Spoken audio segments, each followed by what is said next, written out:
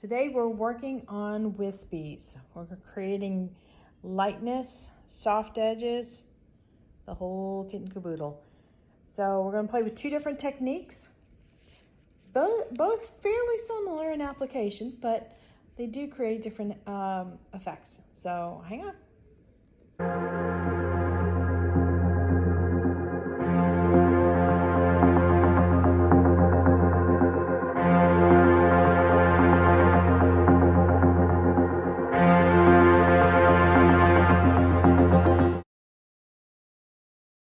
Howdy, howdy, y'all. This is Clara Lawrence.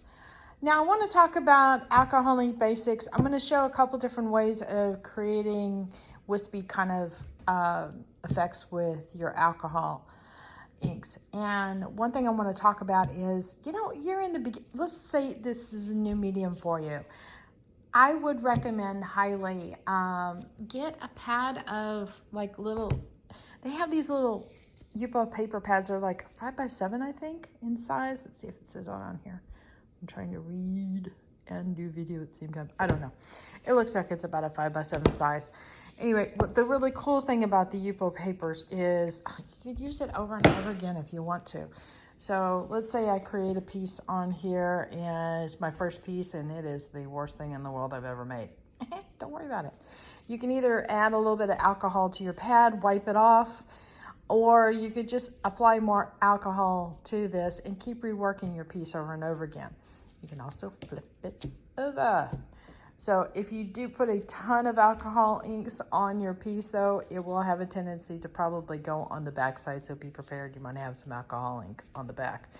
But these are a great little size that you can use to play with. So I highly recommend it. Grab a couple pads and get started. All right. So let's get to this wispiness. All right, so we're going to put a healthy dab of alcohol, 1 drop of color. A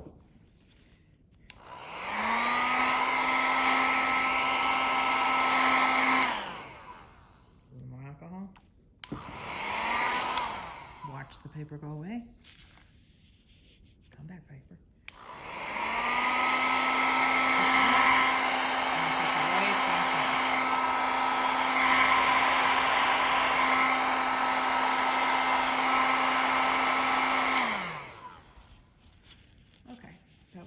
Fun.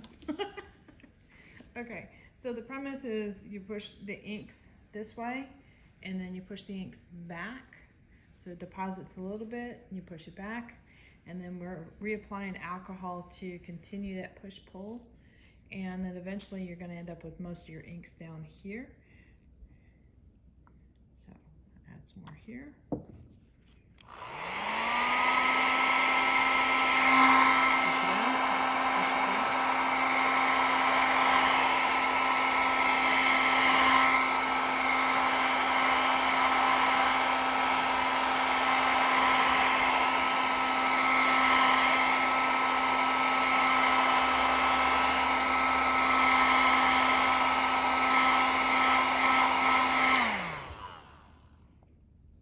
I can even work on this area a little bit more.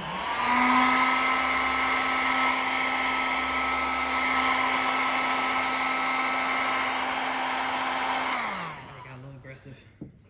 Let's try it one more time.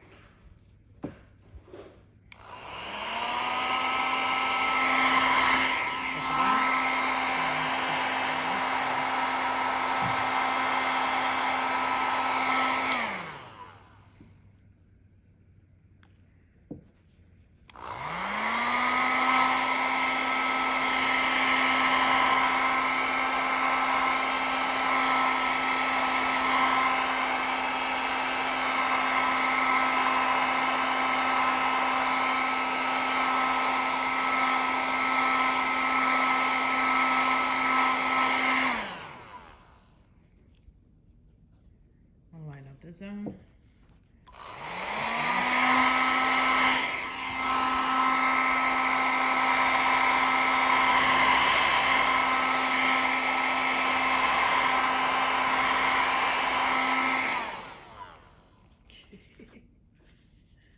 Maybe I should tape my papers down. That would be simple.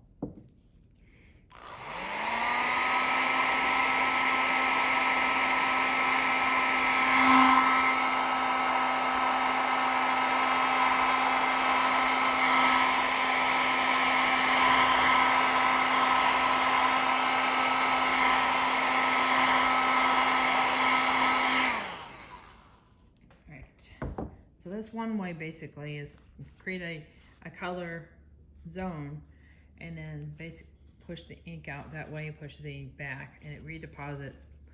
Push the alcohol back out, it pushes the ink back in, redeposits, things like that, and you get softer, softer, softer, softer, all the way to the edge there.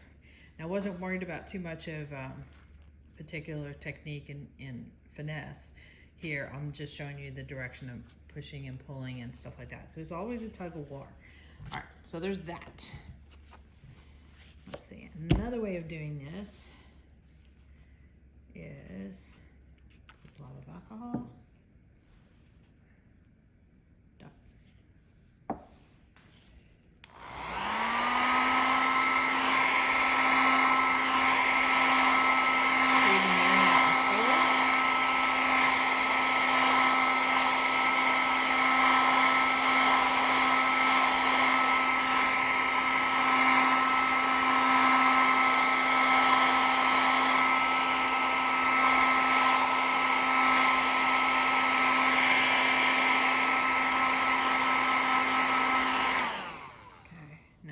Is we're going to add alcohol to the rim, not the whole rim, but just this section.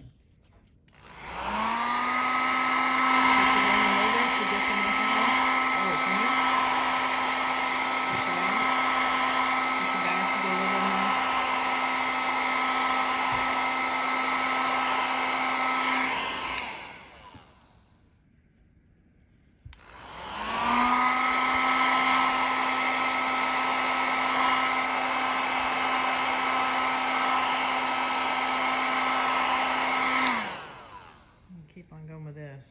So.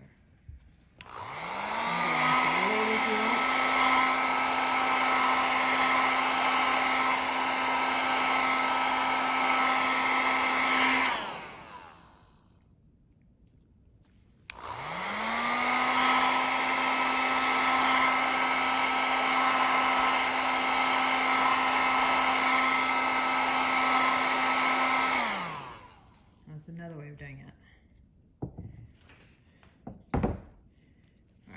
Show these side by side and that'll help a little bit.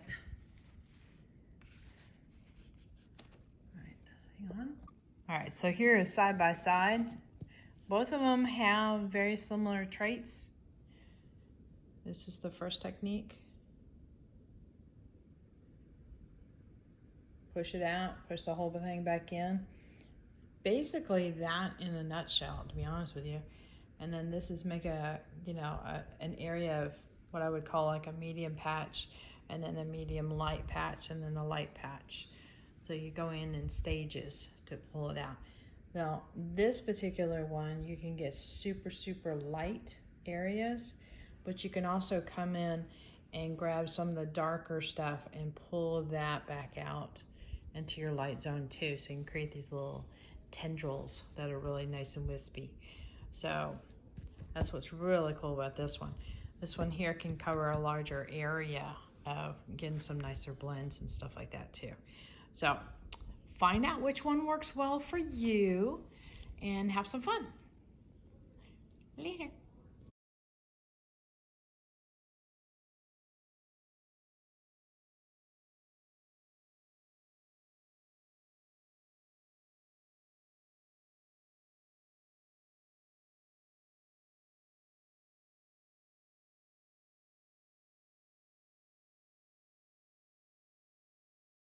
Subscribe button, but definitely hit the bell to get notified next time I put a video up. Later, y'all.